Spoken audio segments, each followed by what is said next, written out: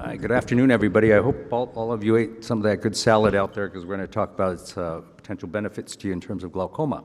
So this morning you heard about new medications, delivery of medications, new surgeries, new lasers, and those are all approved. Those are things you do for glaucoma. We're going to think outside the box here and maybe look a little bit to the future. That's what this talk is about. Medical disclosure sites, those things that were talked about before, that is the only thing proven to treat glaucoma, lowering your IOP. So I don't want you to have any thoughts that everything else we're going to talk about here is the way to treat glaucoma. These are, again, thinking outside the box and as well as looking to the future. And speaking of that, we're going to talk about alternative therapies, diet. You guys just engaged in some diet there, and exercise, meditation. Then we're going to go through this, again, my wish list and my looking to the future about what potential neuroprotective agents. And I'm hoping, I'm really thinking that we are on maybe, on the cusp of a golden age of neuroprotection, neuroenhancement. And you tell me what you think. By the way, I only have about 100 slides. It's about 3 hours worth. But don't worry, we'll get through it in about an hour and a half. So in terms of your diet, it's just what you would think. More fruits and vegetables have been associated with less glaucoma. Dietary nitrates, those green leafy vegetables, are associated with less glaucoma and less glaucoma progression. High dietary index, that's usually those, those foods that are not healthy for you, that are, your chips and crackers that are bad for you and associated with higher glaucoma. So please eat healthy.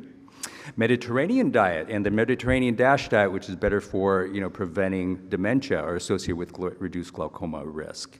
Exercise. It's a good thing. It lowers your eye pressure and it increases the growth factors that may protect your optic nerve. But there may be a U-shaped curve to that, and I'll show you some of the research that my group has done. So too much exercise may be bad, but I suspect most of you, like myself, are not in that category. This is a good seminal study from one of my colleagues over at Johns Hopkins, which looked at exercise and how it affects people with glaucoma and their visual fields. Well, if you do more steps per day, you had less progression of your visual field. If you had less of this non-sedentary activity, then that is, you keep moving. That also is associated with less visual field progression. If you had more moderate to vigorous activity, you had less visual field progression. So keep moving. The mechanisms of action, lowering your eye pressure, as well as perhaps neuroprotective mechanisms, increasing blood flow, increasing these growth factors that help protect your optic nerve, and maybe some things that we don't know about as well. Now, how about if you are like this gentleman here who, is deadlifting 300 pounds or 400 pounds? I used to do that. I stopped last week. My back was getting a little sore. But in general, that raises your eye pressure. I suspect most of you are not doing this 300 pounds. But if you are doing light weights, again, if you do combined aerobic and resistance exercises, the long term, there's a decrease in your eye pressure. So keep doing what you're doing if you're keeping active. Head position is really important. A lot of my patients do yoga, and so they're cognizant of the fact that, hey, should I not be doing the downward dog, which is this classic, position, makes you feel really good too and stretches out your back. Not so good for glaucoma. All that blood rushes to your head and your eye pressure goes up, even the ones where you're flat on your back and you raise your legs. If you do it for like 10 seconds, it's probably okay, but if you're doing it for long periods, it's probably not okay. And inversion exercises, stretching out back, definitely not good. Your eye pressure shoots up very high. These are transient effects, but again, for people who have pretty serious glaucoma, may not be a good thing.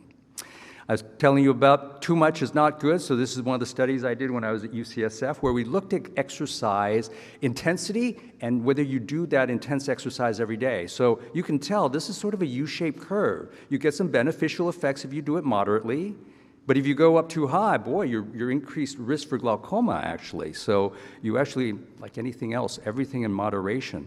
It seems to be particularly in men. So the group to the right there is where you see where in men there's that U-shaped curve, but it doesn't seem to be for women. That is, you have a reduced, risk for glaucoma with all these levels of activity, but men in particular, if you overdo it, it's not a good thing. Same thing with if you do it every single day of the week, as opposed to just like 4 days of the week. And again, this concept is that with everything, right, more exercise, better, you're going to live longer, you're going to have less glaucoma. No, it may be more of this U-shaped curve, and unfortunately, I'm toward the other end of the U-shaped curve, which I need to get more exercise probably, so I'm in no danger of being over-exercising here. It also applies to other parts of your life as well. if you look at mortality and cardiac risk, actually being Usain Bolt and being able to run 8 miles per hour is not a good thing, if you continuously do that. Same thing with risk for AFib, for example, which about 25% of us will get. That's higher risk if you overexercise your heart. How about meditation? That's a good thing.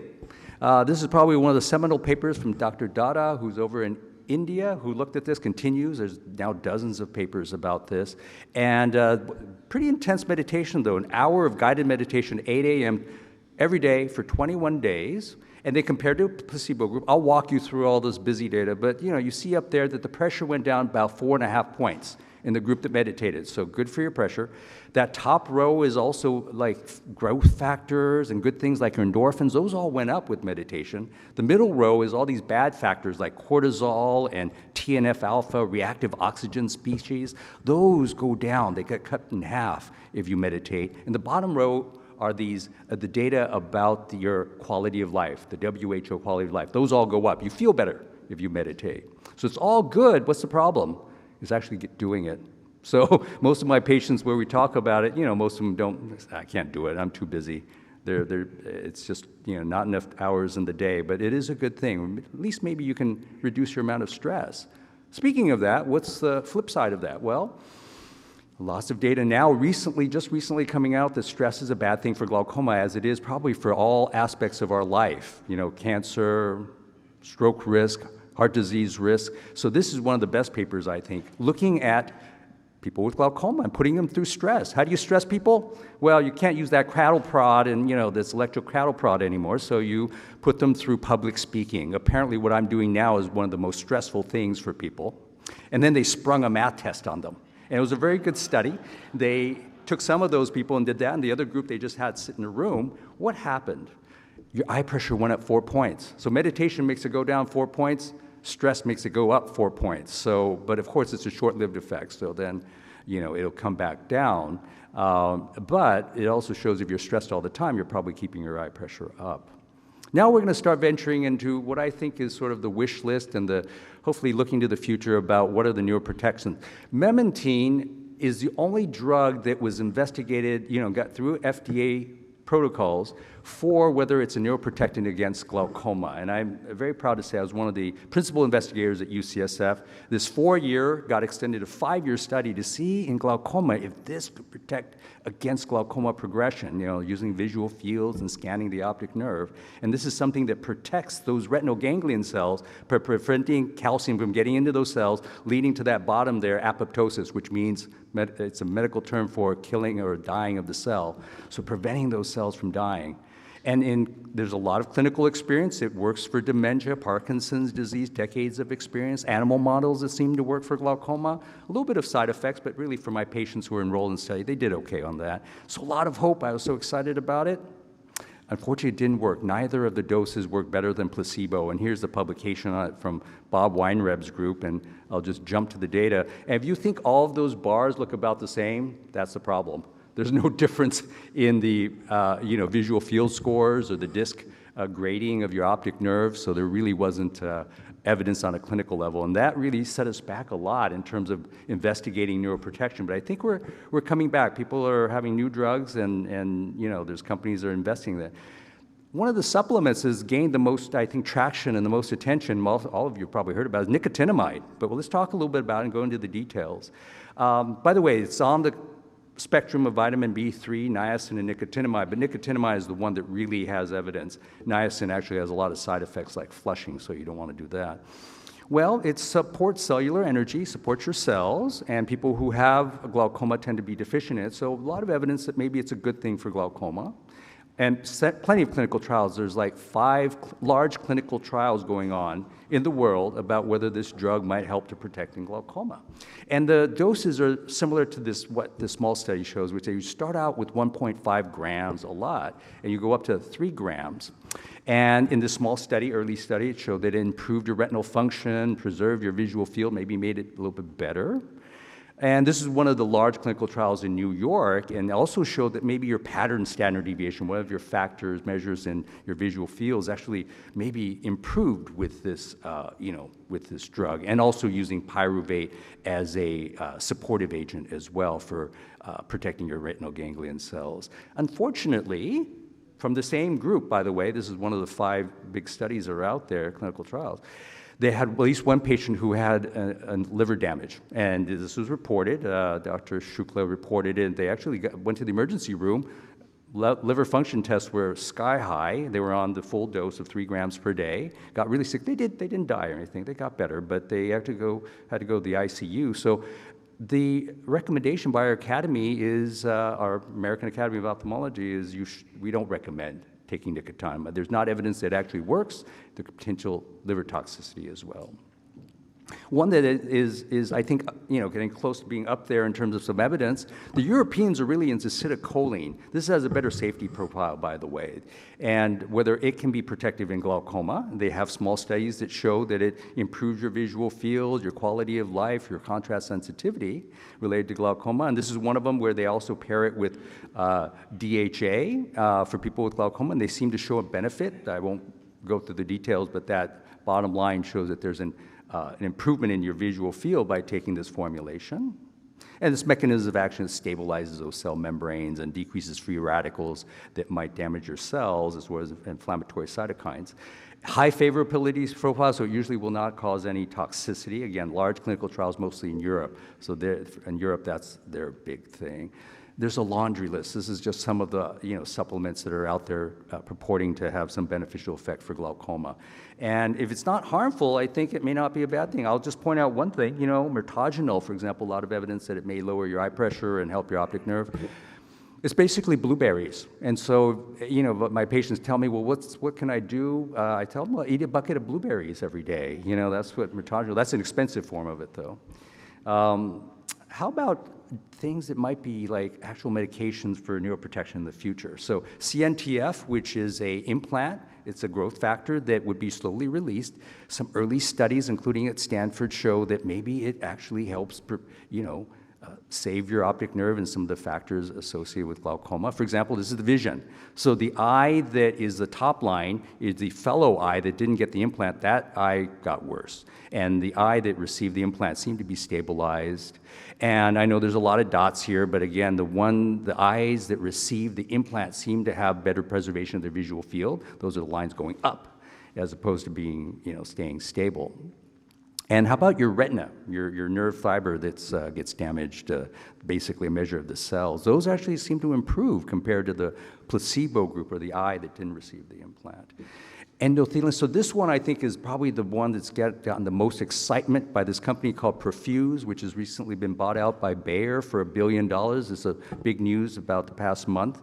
And by the way, our glaucoma center was involved in one of the early studies looking at the progression of glaucoma, so they can prepare to show whether this was something this implant could actually protect against glaucoma. So the early evidence was so strong, again, a company paid $1 billion for it.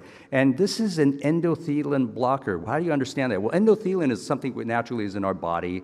It's a hormone that causes the blood vessels to constrict, a bad thing because you want blood flow to go to the optic nerve. So this thing blocks that and lets you have good blood flow to your optic nerve. You would inject this implant into your eye, obviously.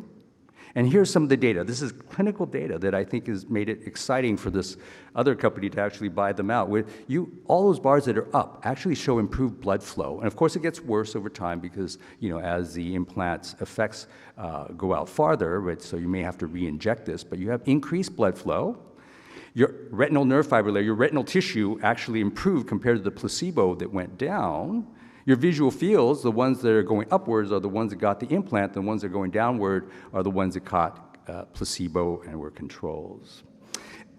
Eyes that had an improvement of at least 5 test points on that visual field you do, that actually was none in the control group, but you see in the low and high doses, you see those green bars where actually had significant numbers that had improvement in their visual fields. So in conclusion, this would be, if it gets approved and really is substantiated, first disease-modifying treatment for glaucoma. So a lot of excitement about this drug. I think that's probably the one that's out there gain the most excitement. I'll kind of run through the list of other things that have some clinical data. Nerve growth factor, another growth factor, you can do it as eye drops, maybe we'll have to do it as an injection. Some early studies, these are mouse studies showing that if you look at where the arrows are pointing, the ones that got the NGF drops actually preserved those cells better in this glaucoma model as opposed to the controls, which those cells died off. And how about in a real patient? Well, it seems to be that there's an improvement compared to baseline A in their visual fields over time, at least in this patient that they're showing. So clinical trials are underway and may be more effective to actually inject this into the eye and get a higher concentration. Insulin, which all of you know is related to diabetes, is that going to be an eye drop for glaucoma in the future? And whether a pellet form would be more effective as well. Insulin is actually needed by our bodies. It's like a growth factor, and so it actually is involved in the spreading of the axons out from our cells and keeping them healthy, that plasticity. And so it promotes their health and dendrite formation as well. And so there's both animal as well as human data related to insulin, whether insulin eye drops may be in the future. This is an animal model, and I won't go through the details, but if you look at the bottom panel, the middle line shows you what happens in an glaucoma model, ocular hypertension. And green means those cells died. And you can tell that with the insulin, the bottom panel, it seems to be like Shan, where the pressure did not go high and seems to protect those cells from damage, all that green damage that you see there. Again, preclinical model, if you look at those actual cells, insulin seems to be protecting those cells in this glaucoma model. And if you look at sort of the mapping of those dendrites, yes, it seemed to actually preserve those extensions from your nerve cells and protects those cells. Again, there's some clinical data about this. That's what's exciting. The eyes that were treated with this insulin eye drops actually seem to improve in their visual fields as opposed to the fellow eyes, which stayed about the same. And this is just one example of, is this visual field really improved by getting insulin eye drops? I'm going to end with talking about a couple new things that are also not necessarily directly neuroprotective, but maybe. And one of them is a drug that is from a company called Qlaris. It would be for lowering the eye pressure, but there may be also some neuroprotective effects as well. And it would be combined with the latanoprost, which many of you may be taking, or some form of it, like bimatoprost or travoprost. It's once a day, and it works by decreasing your episcleral venous pressure. What is that? That's the back pressure. Those are the blood vessels on the surface of your white of your eye that actually, if it's high pressure, it restricts the amount of flow going through there, and your eye pressure can be high. So if you can relax those vessels, it's a good thing. And so this targets that by this mechanism. I won't go into the details, but it relaxes those blood vessels.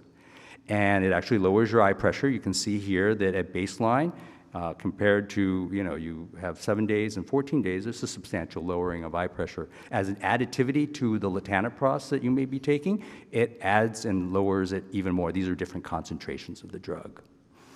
And some possible neuroprotective effects. Because it dilates blood vessels, could it be dilating the microvasculature in the optic nerve and helping neuroprotection? So that's exciting about this drug as well. So that's being shown here. And also, could it ultimately be both lowering your eye pressure, protecting your optic nerve, so have this dual mechanism of action, which is particularly maybe beneficial in people who have low tension glaucoma, whose pressures aren't very high to begin with. So we're not only lowering the pressure more effectively with this drug in that group, but also protecting the optic nerve. And I'll also talk about optic nerve stimulation, which is going to sound a little kooky and crazy, but it's basically these goggles, almost like these virtual reality goggles that would then, through your orbit, through the bones in your orbit, actually transmit electrical stimulation to your optic nerve and perhaps enhance its effect, protect against glaucoma. If you think that's a little crazy, by the way, this is already being used for psychiatric disorders such as depression, and it's been used for many years now. This is an approval that just happened about 6 months ago for doing this at home. So this is a home version, not for glaucoma, but for depression and anxiety, that it actually works well. It works as well basically as antidepressants. So again, the concept of using electrical therapy, stimulating your brain or stimulating your optic nerve is not too crazy. And in this case, of course, it would be optic nerve stimulation. The mechanism of action is probably stimulating, the electricity is probably stimulating neurotrophic factors that would protect your optic nerve and reduce the inflammatory activities of immune modulators. And it's approved in Europe, so hundreds, if not thousands of patients have been done there. We're very proud at the Glaucoma Center of San Francisco to be the first site in the US to do this. We're one of their sites for the FDA trial. And Sunita Radhakrishnan, one of my colleagues, is spearheading that. This is not published from that. This is their publications from Europe in various forms of glaucoma. And most people had stable or improved visual fields with this. And so you can see basically that in all these different forms of glaucoma, going down is not a bad thing, by the way. That means your visual field loss is less. So on average, it was helping the visual field score in patients with glaucoma. And this is just one example where you go from a baseline that looks very dark, and over time you see it seems to improve. This is not everybody, by the way. It seems to work better in normal tension glaucoma, people whose pressures are not that high to start off with. And this is the other eye showing possible improvement. Here's the recent data that they presented at the World Ophthalmology Congress. In people who only had normal tension glaucoma, and again, this seems to work particularly better in that group as a group, and also, as you see an example there in one of the sample eyes. And in blue bars are the people who improved, or stay at least the same. And so there would be some that will get worse over time, but they seem to show an improvement overall in these patients who had normal tension glaucoma. And again, this is from our eye center. We now up to 7 patients treated thus far. There's very strict criteria so that people have to meet that criteria for normal tension glaucoma. This is one example that we think just shows not everybody is like this, but that maybe compared to baseline, their visual fields improved. In summary, there are things outside that I think feel you have a little bit more control over, like diet, exercise, less stress, maybe a little meditation. Supplements may help a little bit, and I'm really excited about our potential for future neuroprotectants. Thanks very much.